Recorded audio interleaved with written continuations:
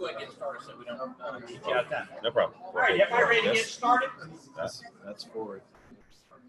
Well, we have Josh Upton and Scott Taylor with Sovereign Systems, and they're going to talk to us about a topic near and dear to my heart, ServiceNow and cloud management.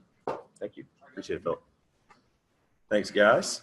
Josh Upton, client manager. I live in Alabaster, Alabama, just south of Birmingham. My wife's from the area, moved here from Atlanta back in July, so pretty new. Scott Taylor from Atlanta, run our solutions consulting practice. So we are obviously here today to talk about cloud management with ServiceNow. So real quick about Sovereign, you know, lots of folks like us talk about the awards. We've been around for 10 years. We won some awards. Lots of people have, so I'll skip that. Four key areas. This is a little bit more impactful. So 4 key areas for Sovereign. Like I said, we've been around for 10 years. We came out of the infrastructure space, but quickly built ourselves into more of a consultant. So consultant / kind of traditional reseller. So lead with consulting. And whether it's infrastructure, we call it cloud journey. And that's, you know, kind of public, private, hybrid cloud, service management, obviously, and network and security. Like I said, we lead with our engineering and consulting services there. The biggest differentiator for us is, call it 5-6 years ago, our virtualization practice, which has always been very strong. We did win VMware Technical Partner of the Year in 2016, which kind of led to automation. The automation piece led to ServiceNow, and it was a natural transition because we see the marketplace clearly going to ServiceNow in a lot of different areas because of the platform and the way that they build it out, and the power that incurs when you utilize it the right way is pretty incredible. And that's what kind of got us here. So a couple different, you know, important pieces. This comes from a survey that was done last year, and they spoke to a bunch of folks on the federal, on the SLED, and on the higher education side about cloud. Really about, are you using it? What are you using? How are you doing it? Do you like it? Do you not like it? Blah, blah, blah. And the only real important thing about this is, you know, you guys are, you know, I don't know, raise your hand. So this is a good question. Raise your hand if you would be considered yourself using cloud of some sort today. So that's like 100%. Yeah. So that maps out, well, it's better than this survey. So going into that though, different terms get thrown around: private, public, hybrid. Who would say they're using public cloud? Still a pretty good amount. Who is using either a hybrid or private cloud? All right. So everybody's doing something a little bit of both. Yep. And that's kind of what we see. And that maps out to, when you say cloud and what type you're using, the folks that responded talked about, you know, what they were using, which is, you know, email, so something like, you know, Google, Gmail, or Outlook 365, web hosting, collaboration tools, those things. I think you'd probably have some folks argue about, you know, if they can really say they're using cloud, but they're delivered from the cloud. They're born from the cloud. So that's cloud. And for a lot of folks, that's your first step in. We come from an era not too long ago where all of this was on-prem, all of it. So you got to step in. And that's an important part to kind of getting things going in a positive way. Custom business applications actually surprised me a little bit, especially on the higher education side. Is that something that y'all have some experience with from a cloud perspective, public, private, hybrid? 82% of the people they talk to, so. All right, so as you move into more of a cloud world, what we see, and this is a little bit more tilted towards the public cloud of this for these stats, but the first thing you find is that it's a complex world. Everybody thinks it's easy. It's really not. Microsoft says this is the #1 thing that you're going to run into is complexity.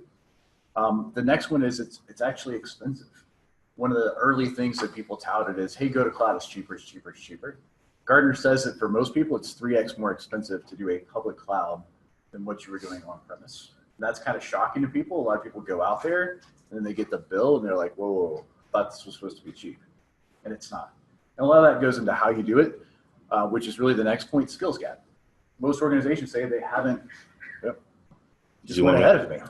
They just, I thought you meant they haven't prepared their IT staff to actually deal with these changes and how to work in the new world. How many of you guys in here are some kind of public cloud like AWS or Azure certified? You said certified. Certified. That brings up a One good point. guy.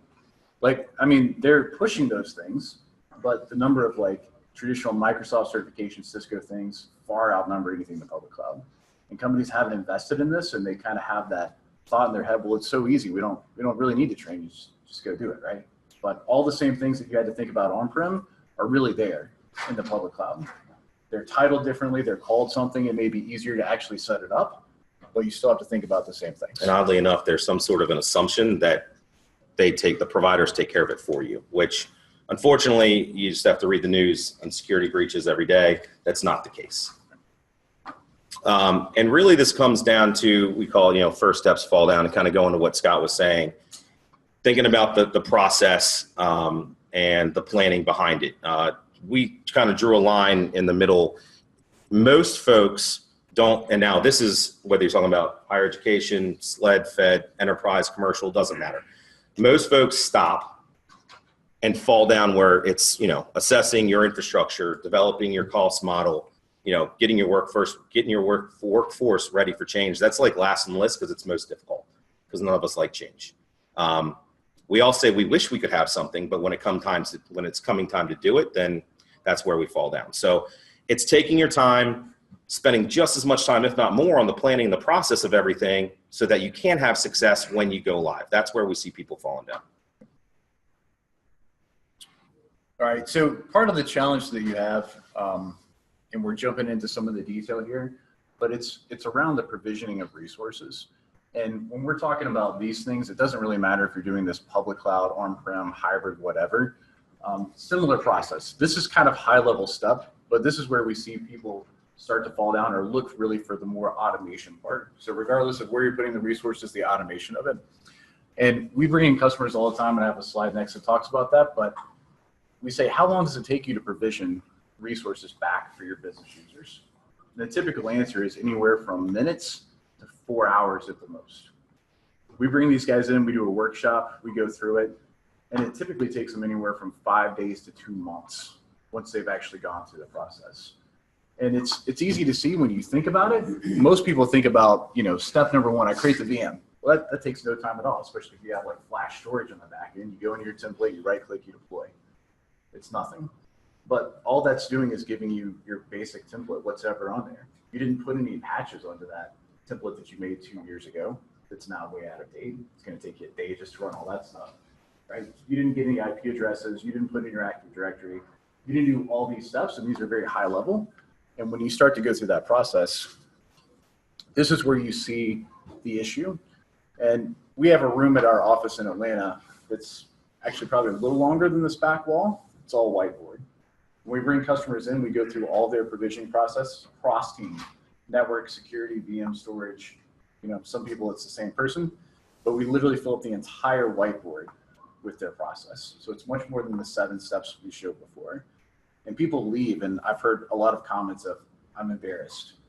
Now I know why the business doesn't like us. It actually now I know why they're going around us. It actually can not be good for us because we've scared customers so much that they just stop everything and they're like, we need to tear stuff down before we can do this. But It's important that you see it because, almost 100% of the time, well, not almost 100% of the time, there are things going on within their organization that nobody knows about, and that's where you're seeing fall downs. And what happens every time you have another step in the process that a human's doing? Error, right? You're introducing the possibility that you could have an error, that you're going to have rework. So you want to be able to automate those things. Keep going. The other challenge is when the business type guys go out and go around the IT department to create shadow IT, they're actually creating risk for your organization. Right? You've never heard that before? So I'll give one quick example, and I won't use the name, and this is not in the education space. It's a corporate customer. But one of their marketing departments kept bugging them. You guys aren't moving fast enough, We got to get this project rolled out. So they said, fine, go do it on your own. And they did. They went out, they put a website on Amazon. They deployed it. They came back around. They did their normal yearly audit, security audit. They said, the auditor said, this is probably the least secured website we've ever seen. Now, fortunately, they didn't have a breach that they're aware of, because they actually did have some customer information out there. But as IT people, it's our job to make sure that this stuff is secure, right? That we're compliant with audits, those sorts of things. And when shadow IT happens, you can guarantee that that's not happening. Do we have any developers in the room? A couple. Like when you're developing your application, you're usually worried about developing the functionality of it. Now I know now it's more important hopefully to have security around that, but you're typically less worried about, am I meeting a compliance checkbox? I'm trying to get a functionality delivered back. And that's their job, that's their focus, but that's why we as IT people have to be there to make sure that all these other things happen. And remember, whether we're talking about provisioning virtual machines, services, if we're talking about disaster recovery or backup, which is where many folks in this industry start, you know, you've got your cloud services delivered and then you say, okay, let's move back up to some sort of cloud function, or maybe a subset of development into subset of, you know, the same holds true for everything, regardless of whether you're talking about production or DR. Yep.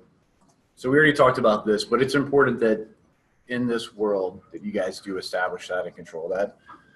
Cost was kind of another thing. Keep going, Josh.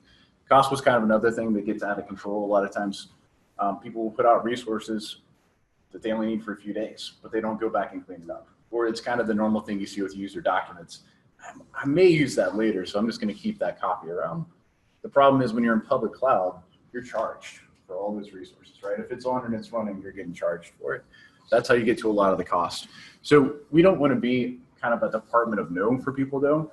We want IT to become the broker of services for our customers. We want to enable them to use whatever in service that they want to use, but make sure that we have those cost controls in place, that we have the governance in place to ensure that we're doing the right thing for our business. So start off, we're going to have a service catalog, right? That's pretty basic. You guys probably have that today, especially if you're a ServiceNow user. Going live in a month. Going live in a month. Soon we'll be a ServiceNow user. We want to make sure that we're setting up those guidelines. So it's not just access to everything, but we put some guidelines in. Maybe we don't want you to spend money on a server or a virtual machine that's going to cost us $2,000 a month. Maybe you should be only limited to $150 a month. We want to make sure that you have those right resources. Or maybe there should be at least an approval process. Exactly, which we'll talk about. And then you want to have insight into what the costs are. Amazon will allow you to create an account like that. It takes less than 5 minutes, depending on how fast you can type. And you find a lot of organizations that have multiple accounts. How do you control and know what you're spending across all those? How do you leverage all that aggregate spend together too? So you got to have visibility into all those things. We good? Yep, keep going. Look at that. Oh, Animation extra galore. animation in that. There we go. We should have ran this in like play mode to see that. We should have. Anyway, so we want to build out a cloud management platform so that you have a central location, regardless of what it is on the back end, that you can control this. And these are kind of the pieces. We're not going to go super deep into this, obviously, today with the 25-minute talk. But you want to start off with the service catalog. That's the pretty picture that everybody gets to see. Under the covers, you have to have some kind of automation to say, let's go deploy the resources. You need something to orchestrate this stuff. I can't assign an IP address to the server if I haven't actually provisioned the server yet, right? Somebody has to figure out what those orders are. Who's using application configuration management? So this would be like a Puppet, a Chef, an Ansible. Anybody using those tools today? All right, I'm actually a little surprised at that. So these are kind of key tools, and they can be used for a couple things. One is that configuration management. So you can initially set up settings for your application, but you can also make sure that they don't change. So if somebody goes in there and changes it, these systems will automatically change it back, or at the very least alert you to it, depending on how you configure it. You can also use them to deploy your software in the environment. So as we talk about full end-to-end stack provisioning, these are important tools. We're going to talk a little bit about Saab Labs. That gets to be somewhat of our commercial. Extensibility software, but this is about going into the other things in the environment. Do you need a load balancer for your application to work? Do you need to poke holes in a firewall? Those are important pieces that people often don't think about. They only think about that virtual machine. There'll be some implementation services, and then you really need good service management practices around this. We're going to talk about this, but if you start provisioning resources in an automated fashion and allowing your end users to do that, who's updating your CMDB? Who's making sure that the ticketing process is happening appropriately? It's too hard to keep up with that in an automated world. You need the system to be able to take care of that for you. And you'll hear us talk about the power of the platform all the time. We'll continue as we go. Yep. So as we go through here, let me just click this one through. This is an example when we go through with the automation. Obviously, you have a self-service catalog. And this can be as basic as I just need a Windows or Linux VM, all the way to I need a full application deployed with the click of a button. So user clicks on that.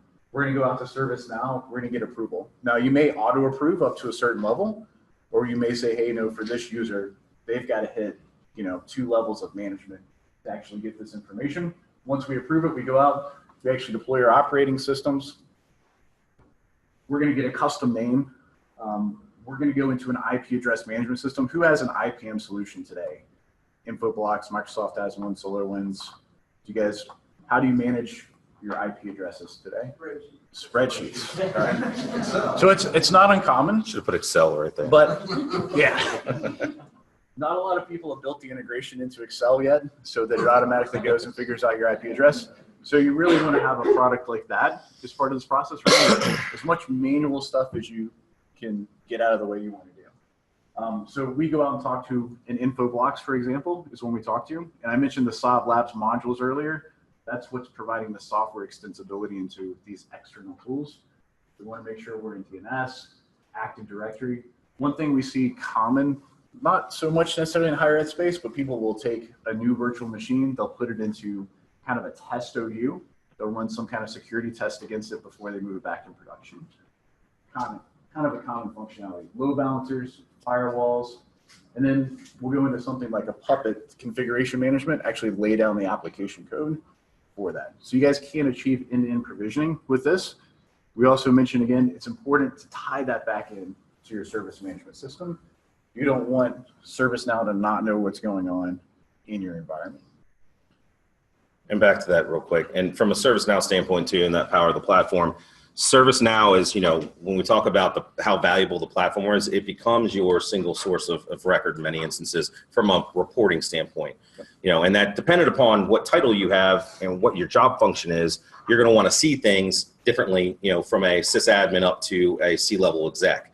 If ServiceNow isn't plugged in to the rest of your business from a change standpoint, it doesn't matter, regardless of what you're talking about from an automation standpoint, you're going to leverage less of the power that platform enables you guys to have. All right, and this is just to show up briefly kind of the modules that we have today. These are purpose-built software pieces, so instead of you guys becoming coders and writing these integrations yourself, we've already written them for you, fully supported. That's it for the commercial. So we wanted to go out with like one use case, again, short period of time, but backup as a service is kind of a common one that you see people dip their toes in a little bit. Anybody using cloud for backup either as a replication target or an archive location today? Okay. See like one head shaking, but it's kind of a common use case. But as you're going through the provisioning process, you want your virtual machines to automatically get attached to a backup policy, especially in the self-service world. Somebody goes out and creates 100 VMs, they're critical for a critical system, and then nobody tells the backup guy. Now things aren't getting backed up. Shouldn't have to go tell the backup guy, right? It should automatically happen as you're doing that. So through the provisioning process, we can set it up to notify the backup policy. You can even offer your end users a choice of SLAs that they could get, different retention periods, different backup times, service levels that they can choose. And then we can set up either automation to replicate a copy of the backup to the cloud or archive to the cloud. Lots of people are using that because they don't necessarily want to deploy multiple data centers anymore. They may want to keep their production stuff on-prem, but leverage public cloud resources for the DR target. Just depends on how you feel about that. And so sorry, go ahead. No, go ahead. And if you look at more of kind of the new innovative technology vendors out there, almost all of them at this point in time either have or are developing direct plugins into ServiceNow. ServiceNow again has become kind of the de facto, it is the de facto standard in the service management world. It's really starting to gain a ton of space and being looked upon as more of an overall business platform, like platform to run your, whether it be higher ed, again, enterprise, commercial, doesn't really matter. So most folks are trying to leverage the power and the reporting and the abilities of ServiceNow. And that holds true in the backup as a service space. If you're looking at any of the backup vendors out there, they all have direct integrations at this point in time to ServiceNow. You kind of have to. Yep.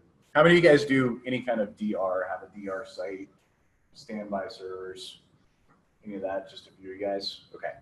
So this may be a way for those who don't to get a relatively inexpensive DR plan. The nice thing about this is you can typically replicate the data, but you don't have to go buy new servers. And you only ever pay for server capacity if you actually needed it, and then you can spin it up. And most of the softwares like Josh is talking about have an automated way to take those backup copies and spin them up in whatever format that public cloud supports. So if you're thinking about how do we get a DR system set up or some kind of disaster recovery plan, this could be a really good option for you guys. The other thing we mentioned is cost management. We're just showing one screenshot, but there is a lot to it. Who here has looked at a public cloud bill before? A few of you guys. It's not overly easy to understand. Sometimes it depends on who the provider is. The charges are a little hidden. So you really do need something that can give you critical insight into what those costs are and where your money's going, not only from a service perspective, but also what business unit or what department is using those resources. So you can really control the cost. Excellent. Go ahead. What about tie that into a private cloud story as well? Yeah, it goes on both sides. And I think I can't remember if this screenshot has it, but you can tie that into both. So private on-prem resources and your public cloud resources, as well as across multiple clouds. That's going to be a more and more common challenge if you're not seeing that today. Everybody doesn't want to go just to AWS or just to Google or just to Azure. Different departments are going to have different requirements. You're going to have stuff in all of these major cloud providers. What's your infrastructure cost you today? What department's utilizing it the most? Do you guys want to do chargeback? Nobody wants to be charged back, but does IT want to do chargeback? So there's all that transparency that something like a cloud management platform provides, regardless, again, whether you're public or private, hybrid.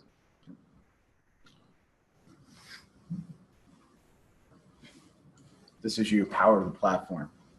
So yeah, but there's like lots of little small widgets. So that should be you because you're an engineer. I'm not. So again, going back to the power of the platform, if you're service management, think about it this way.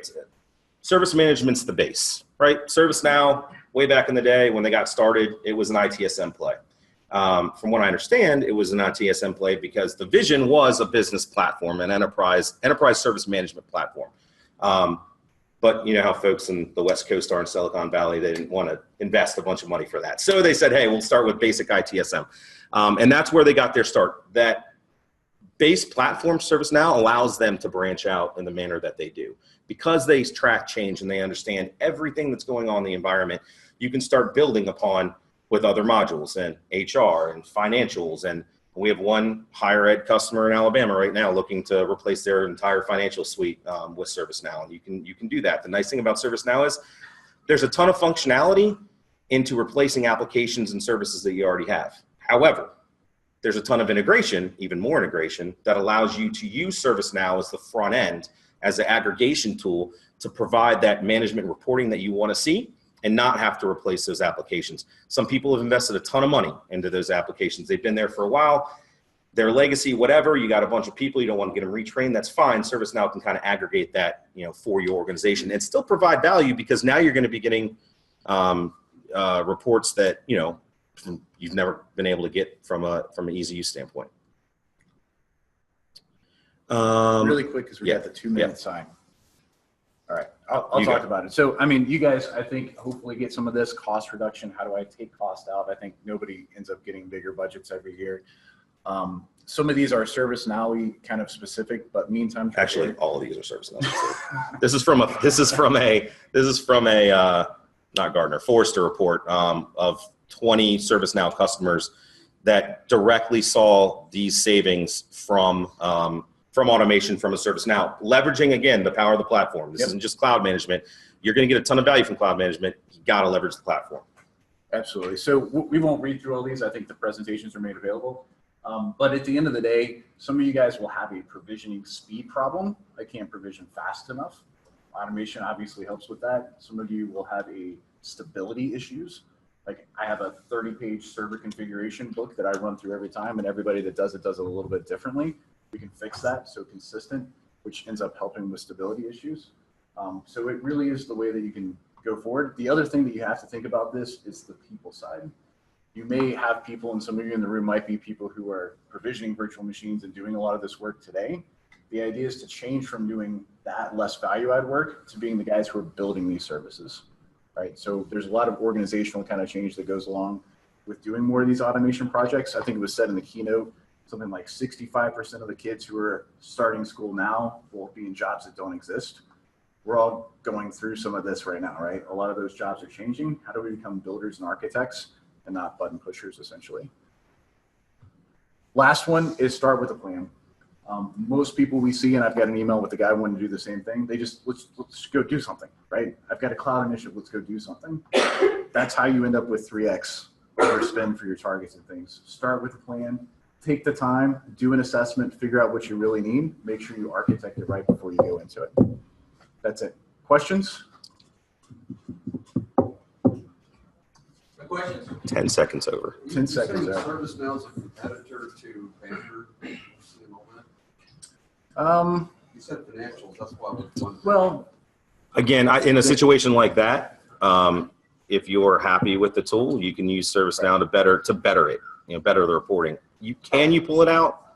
I don't know, because I don't know Banner well. That would be my answer. yeah, I don't know enough about Banner to tell you that.